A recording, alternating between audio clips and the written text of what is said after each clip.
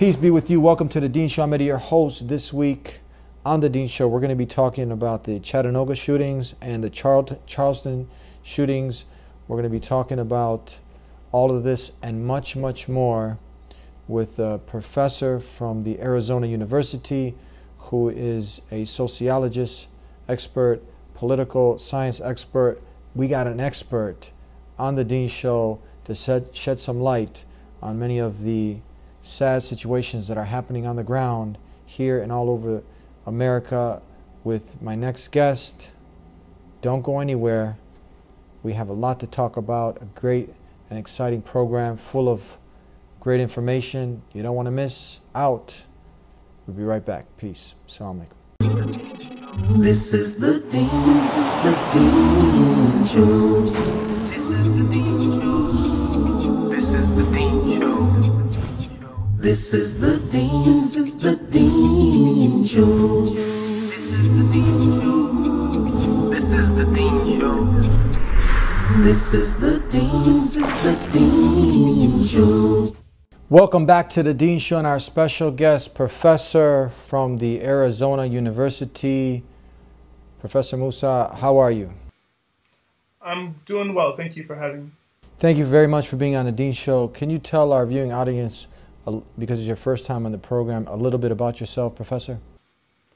Absolutely. So I'm the managing editor for the Southwest Initiative for the Study of Middle East Conflicts, also known as SISMEC, based out of the University of Arizona. And I'm a cognitive sociologist by trade, but I focus a lot on the Middle East and terrorism as well as sort of related to that. So this is really your expertise, sociology, people, and politics, political sciences. You're the right person for the job, an expert in this area. You had really sad situations occurring. You had the Charleston shooting recently. It's already kind of fading in the news. And now recently the Chattanooga shootings that have happened.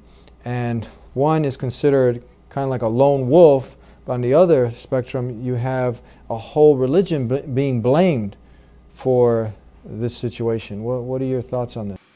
Yeah, so there's sort of two trends to take note of. So the first one is that in the case of Dylann Roof in Charleston, as you pointed out, when he committed this crime, they immediately tried to portray him as a lone wolf, and often they also try to portray white terrorists as mentally ill. And in the case of Chattanooga, so in the case of Roof, the FBI has said they won't even consider that terrorism. That's what the FBI had said, is that they're not considering that terrorism, even though it was clearly a politically motivated attack. It meets the FBI's definition of terrorism verbatim, but they're not going to call it terrorism. In the case of Chattanooga, the FBI said that they're going to consider it terrorism until it's proven that it's not. So the starting premise when an Arab or a Muslim commits a crime is that it's terrorism. And the starting premise when a white person commits a crime is that it's not terrorism. So that's important. And then the issue of mental illness, there's also a big difference. So again, white terrorists like Joseph Andrew Stack or Dylann Roof or any of these guys are immediately considered to be crazy. They talk about, oh, they're depressed, they're bipolar, they went through a divorce, whatever. In the case of the Chattanooga shooter, he's diagnosed as being bipolar. In the case of Nidal Malik Hassan, the Fort Hood shooter, he had sought treatment for his own mental issues because they were going to send him to Afghanistan. He was a conscientious objector. He tried very hard through the process to get out of being sent to Afghanistan. He talked to people about his sort of struggles with this, and with the fact that he was being sort of discriminated against in the army. People were using racial slurs and stuff against him. And he talked to counselors and he sought treatment and he tried to go through the legal process to get out of his predicament, but there was no exit for him, and he snapped and he went on a shooting rampage.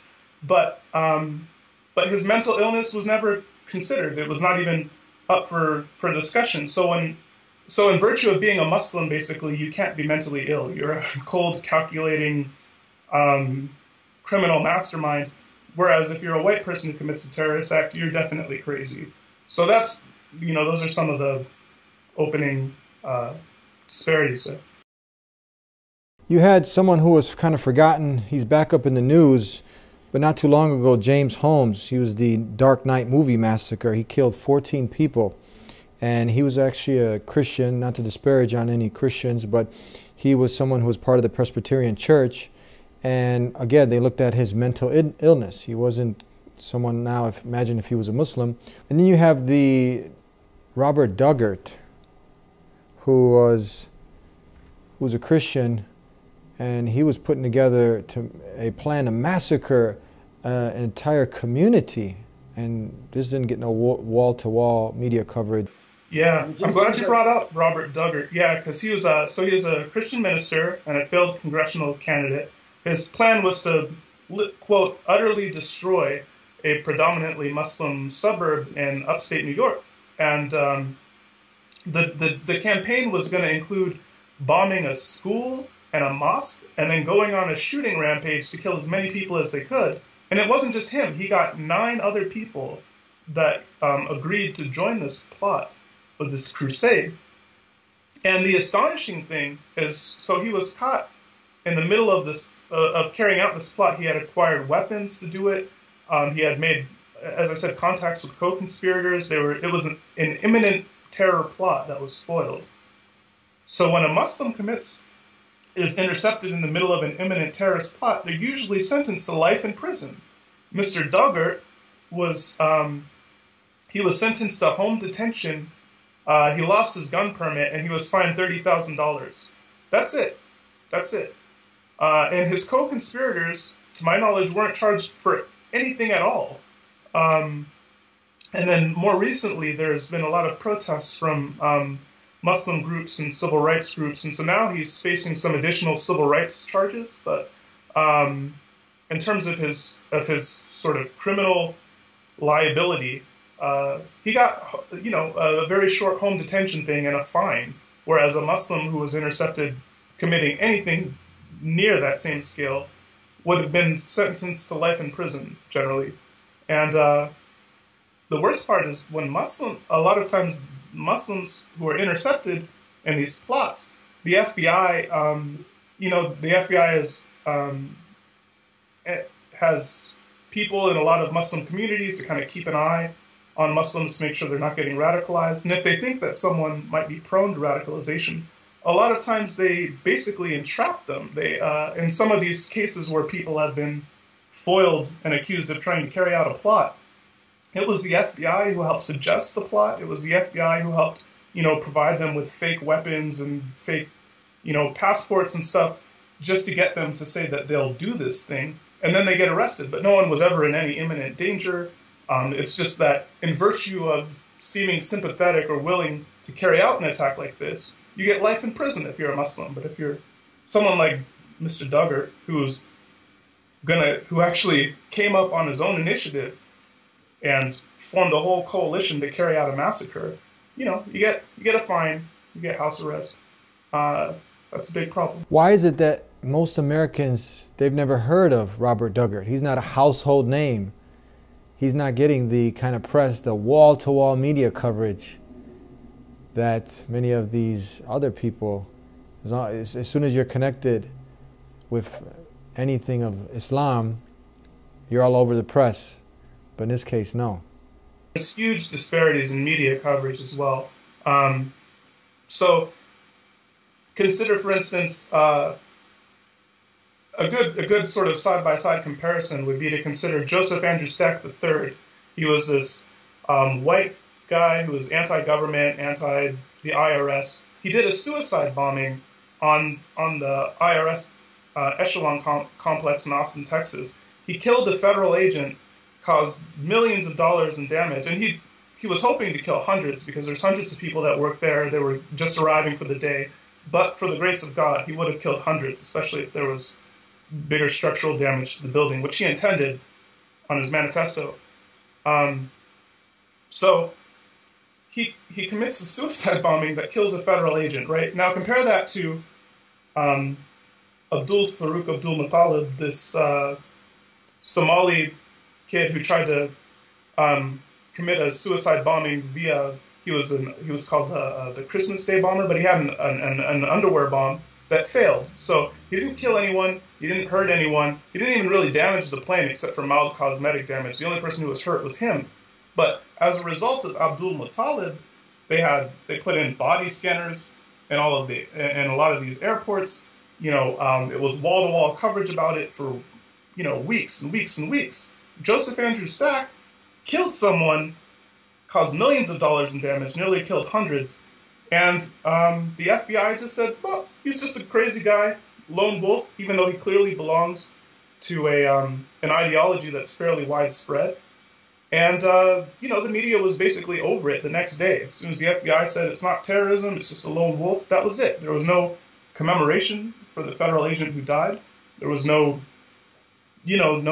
big policy changes to prevent something like this from happening again. In fact, because the government refused to do any kind of policy change to prevent ideologues like Mr. Stack from carrying out more attacks, the IRS decided that they were going to investigate these kinds of right-wing ideologues in the hopes of breaking up some of these groups so they don't get attacked, because they're the target of a lot of right-wing attacks. And as a result of that, of their probe into right-wing groups, when that became public, Republican lawmakers started a witch hunt against the IRS, and so the FBI is investigating the IRS now for having investigated right-wing groups, rather than investigating the terrorists who committed the crime and people who are sympathetic to that terrorist. They're investigating the IRS for investigating the crime. I mean, it's insane. It's really terrible. Insane, indeed. What it is, insane. And we have a lot more questions to ask Professor Musa here at the Dean Show. Moses, by the way, Professor Moses with us. Don't go anywhere. We'll be right back. Please subscribe to The Dean Show. Follow us on our official Facebook and Twitter pages in the links below. Please also help support The Dean Show by making a donation in the link below.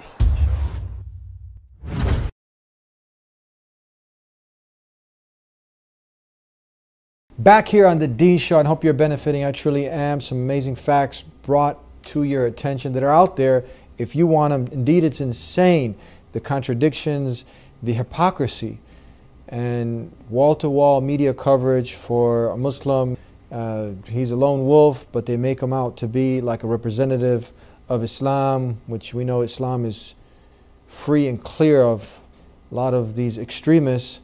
And you have also written an article exposing many of the other people who are doing heinous crimes, getting no wall-to-wall media coverage. 60,000 plus people have been killed, majority of innocent people, many also American, 5,000-6,000 plus, decapitation, training of young kids to commit their heinous terroristic crimes. In this article, talking about the cartel. Can you discuss this with our audience? Thank you. Yeah, absolutely. So what's astonishing is that literally anything that people are upset about that ISIS does, the Mexican drug cartels do as well, and on a bigger scale. So if you're upset about enslaving women, the Mexican drug cartels enslave far more women than ISIS. If you're upset about beheadings, the Mexican drug cartels behead far more people than ISIS. If you're upset about, just the sheer number of death and destruction, the cartels kill more people than ISIS, and they kill them in horrific ways, often, mutilating their bodies. And I mean, people were concerned about ISIS having burned a guy to death. The cartels do that. They've burned people to death, but they've also cut off someone's face and sewed it to a soccer ball. They actually killed an American and ate him. And that was not a news item. They cooked an American, they ate this American, this group? They ate him, yes. Wow. So there was widespread news coverage actually about a year ago when one of the Al-Nusra people, one of the sort of fighters in Syria ate someone's heart, and that was a huge deal, right? They were talking about it all the time. Oh, these like jihadi cannibals out there in Syria. But there was nothing. But that wasn't even an American. But somehow the American news media doesn't care when an American gets killed, cooked, and eaten. And in fact, even in terms of American deaths, right? More than 300 Americans were killed in just a few years on the Mexican side of the border. And on the U.S. side of the border, the drug cartels control the overwhelming majority of the drug trade in the United States. And if you look at drug-fueled violence and other cartel-fueled violence in the United States, the cartels have killed more Americans in just a handful of years than the entire campaigns in Iraq, Afghanistan, and all domestic terrorism since 9/11 combined. And yet, no one wants to talk about the Mexican drug cartels, and we're all talking about, Islamic terrorists in the Middle East who can't really effectively carry out too many strikes here. I mean, it's a threat that can be largely contained. Really amazing points, amazing facts, bringing them to light so people can really think and ponder and reflect about the sad reality. Now, another reality is that people have more of a chance of being killed. Is that true? By lightning, maybe secondhand smoke, or get this, your furniture, than some kind of supposed Muslim terrorist here in America. Can you comment on this? Yeah, and not just Muslim terrorists, but if you look at all terrorism since 9/11, you're talking about, even considering when you add the new cases in, since 9/11, then you're talking about around 80 people that have been killed since 9/11 by all terrorism, regardless of if it's Muslim, white people, whatever. So that's a very small number of people in more than roughly a decade and a half. We had tens of thousands of Americans that kill themselves, that commit suicide in this country every year. We have hundreds of thousands of people that die in accidents every year. We have literally more than 1 million people who die as a result of medical malpractice and preventable diseases, etc., every single year in America. So, I mean, if people were concerned about protecting Americans' lives and their well-being, then, investing in things like healthcare, infrastructure, psychological care, these things should clearly be a bigger priority than terrorism. In fact, even the police, just this year, just in the first half of this year, have killed more than 600 people. So the police killed 6 times as many people just in the first half of this year as terrorists have killed since 9/11 in a decade and a half. Terrorism is not a major problem, and Muslim terrorism is not even a majority of the very small problem that terrorism is to begin with. Professor Musa, tell us, you also wrote another article discussing about the greater threat. I'm a racist, I certainly am. The rising threat of right-wing extremism. So the combined total of far-right extremists active here in America is in the hundreds of thousands. Now compare that to ISIS supporters. We'd have probably just a few thousand of those. What's the answer? Well, the answer is we are desperately in need of more resources here in America to combat this problem. I can personally say that we have hundreds of analysts in the U.S. government looking at Al-Qaeda and ISIS and their affiliates, but we have mere dozens of analysts looking at non-Islamic extremists here in America. That's coming from the domestic terrorists here who have nothing to do with Islam or being a Muslim. So again, it's important to underscore that the supposed threat of terrorism is overstated, and that by making terrorism such a big deal, that's actually what gives terrorists power, and that's actually what encourages people to carry out terrorist attacks. So in a large part, we're sort of playing into the hands of, we're creating an atmosphere where terrorism becomes more appealing by the way we react to terrorism. But again, with regards to how terrorism shakes out, it's almost always native-born white men. So right now, it's the right wing that's that's carrying out most of the attacks. But previously, like during the Cold War, it was mostly leftists, but still, it was native-born, white men. But right currently, post 9/11, the terror threat has been overwhelmingly from the right. The left-wing terrorism is pretty much stopped in America right now, so it's mostly right-wing terrorism. We're going to go ahead and take a break. Right back with more with Professor Musa. Don't go anywhere. Please subscribe to The Dean Show. Follow us on our official Facebook and Twitter pages in the links below. Please also help support The Dean Show by making a donation in the link below.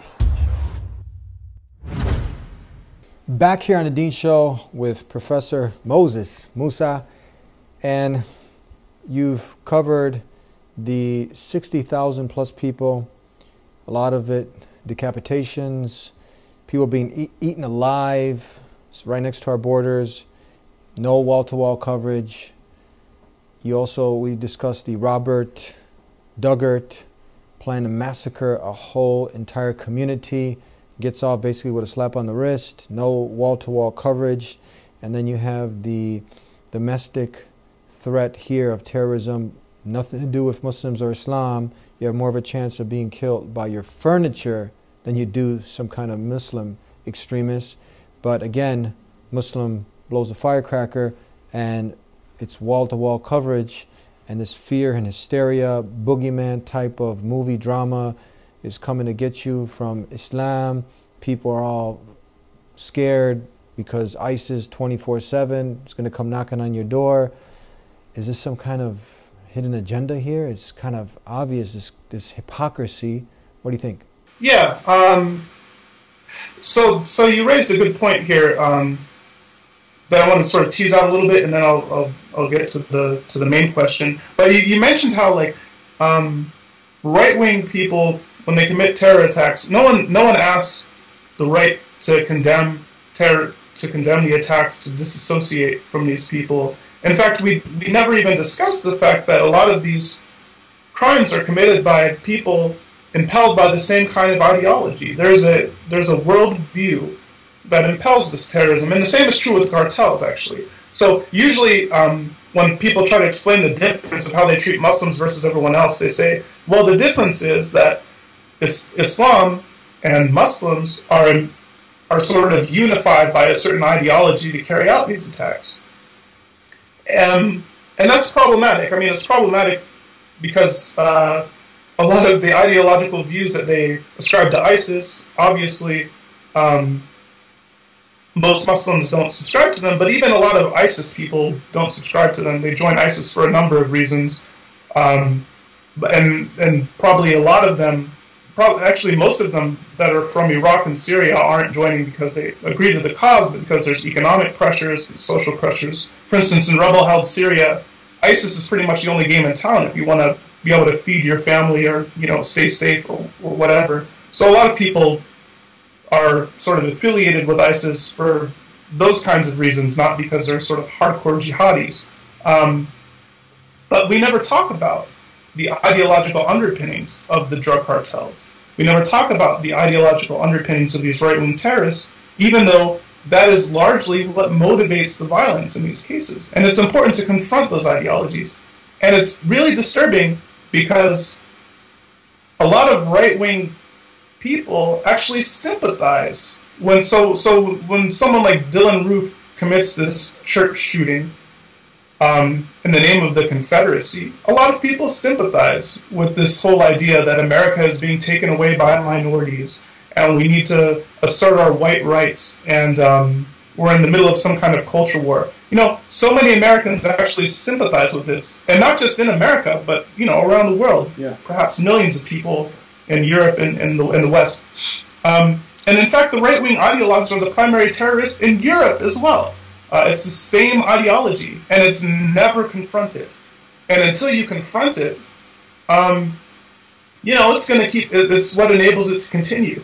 And the irony is that the very people who are responsible for most terror acts in the U.S. and Europe, these right-wing ideologues, are the people who are championing the anti-Muslim fervor in these same countries.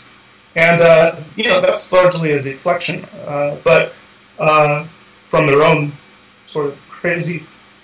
But, then there are other incentives too. So if you're a media company and you're trying to decide how to cover terrorism, Muslims are a pretty small, minority in America and in Europe. So if you alienate them, it's not a big deal, per se. Whereas if you're alienating people who sympathize with right-wing ideology, that's potentially a lot of viewers, that's a lot of, advertising revenue that you potentially lose by. And then, on top of that, you have to face possibly massive, social media and other retaliations, even lawsuits. So, when you provoke the right, they hit you back. And I've experienced this myself, actually. I've been the face of a number of smear campaigns by Fox News and Breitbart and other right-wing groups, accusing me of being a terrorist sympathizer simply because I call out these kinds of, disparities. So it's tough. It's tough to actually confront this, because in order to really confront this ideology, it can't just be Muslims and it can't just be minorities that are calling this out. Other white people, especially Republicans, need to be the ones condemning this and challenging these views. And that's not happening. They're protecting these extremes. Another interesting point is that the supposed experts that come on to talk about Islam and Muslims, they have more in common with this fringe element, ISIS, that obviously doesn't represent Islam, that the majority of the Muslim scholars in the Muslim world and more Muslims are actually dying and being killed by this fringe element. But the people who have more in common with ISIS and the extreme element are the people who are the so-called expert, non-Muslim experts who interpret Islam in such a crazy and extreme way and leave off the real scholarship and the real people who are out there advocating for peace and understanding, and so they shun them off. You don't get to hear them in the main media press, but they go ahead and find the worst of the worst to put him up high and give him the microphone. Do you see this contradiction? The right-wing extremists and the sort of ISIS extremists actually reinforce one another, and at times you can literally see them doing this. So, for instance, when Pamela Geller had that Draw Muhammad contest, and then these two people tried to commit a shooting or a massacre there, they failed. They didn't kill or injure anyone. They died in the process. But again, this is another case where the media, though, made a huge deal about it.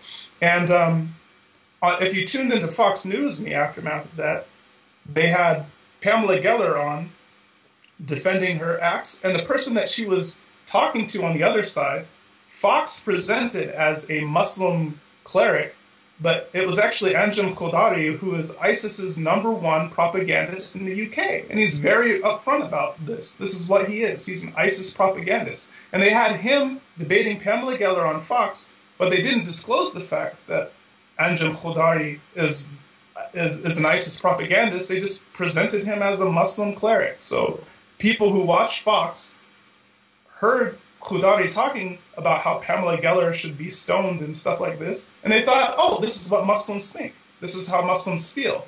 Because they go out of their way to find the most extreme people to sort of put side by side with someone like Geller for the sake of misrepresenting, because they want, it's these two extremes just feeding on one another and perpetuating the conflict. It really seems like the KKK, who was at one point 5 million plus members strong in America, they didn't go away. It just didn't seem like the cool thing to wear the white thobes that they were wearing.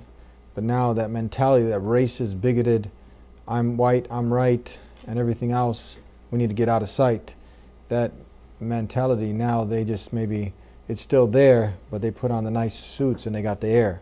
It's really sad to see, really sad. What advice do you have for the sincere Americans who are out there, who aren't bigoted, who aren't racist, who want to live in peace with their neighbors. And that's what Muslims want to do. We want to live in peace, have peace with our Creator, peace within ourselves, and peace with humanity. But now for them to see through all of this confusion, what advice do you have for them? So one of the most important things you can do is just listen to actual Muslims. You know, you can't. There's all of these experts post 9/11 that are not Muslims talking about what Muslims think and how Muslims feel, and a lot of them are full of crap. You know, and some of them are motivated by various financial and other things to intentionally misrepresent things in a certain way. It's disturbing. For instance, if you watch CNN and they're talking about terrorism and it's a whole panel of 50-year-old white men, talking about Islam and Islamic ideology, you should probably take that with a grain of salt. But that's the norm. So, when you're confronted with this sort of a view, what you should try to do is find an alternative viewpoint by listening to actual Muslims and trying to get a diverse array of Muslims, because, Muslims are not a monolith any more than blacks or anyone else. We have diverse viewpoints. We disagree about stuff. And, people need to be aware of that, and they need to dig in there and try to just get a more nuanced grasp of how Muslims feel if they're concerned about Islam or if they want to know more about Islam. Professor Musa, tell us where people can go ahead and read some of your articles that we've discussed today with you and how they can get a hold of you.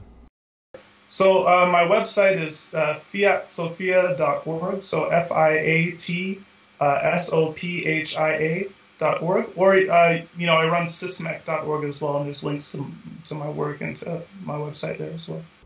Thank you, Professor. We started with peace. We end with peace. We look forward to having you sometime in the future back on the show. God bless you.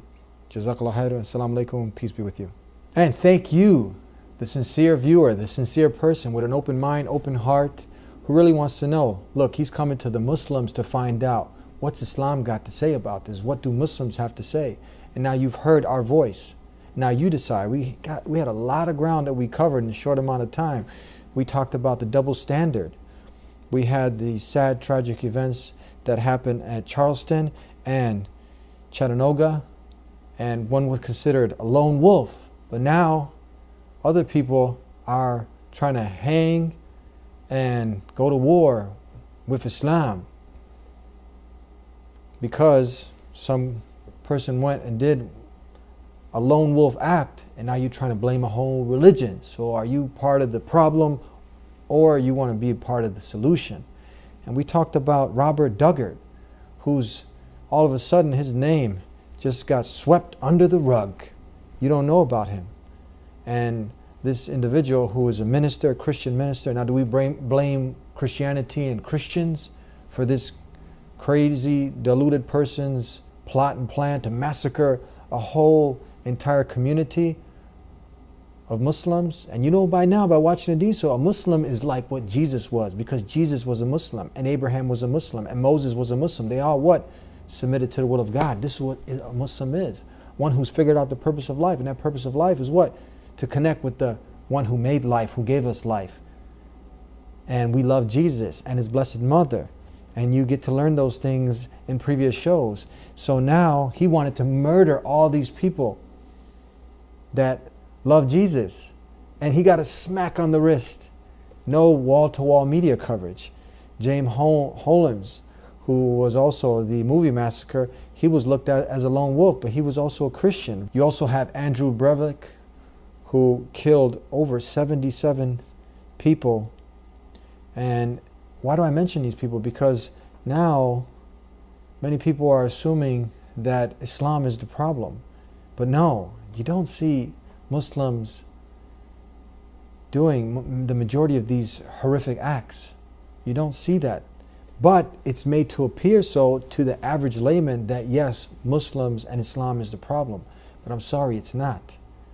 Spend some time with the Muslims. Learn Islam from the scholars here in America who are out there and their voices are not being heard. But they've got a strong presence in the Muslim community. Talk to them. Invite them to be on Fox News. Invite them to be on CNN. If you really want to be a part of the solution and not the problem. And that's what it seems like many people are a part of. They're just anger and bitter.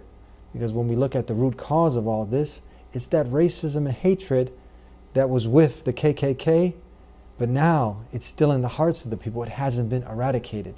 It just put on a new costume. It just has a new appearance. So as the KKK, we can spot them really loud and clear. Many of these people now, we can spot them by the false fear, rhetoric, the bigotry that comes out of their mouths. So let's not listen to people such as this who are trying to disunite humanity. Let's really support and look towards creating an environment of peace and understanding. And if you have any questions or concerns, please call us, 1-800-662-ISLAM. Initiate a healthy dialogue. Let's talk. Let's try to be a part of that solution, not the problem. And we hope that you tune in every week to the Dean Show, where we cover some very exciting episodes, very exciting topics. We'll see you next time. Until then, peace be with you.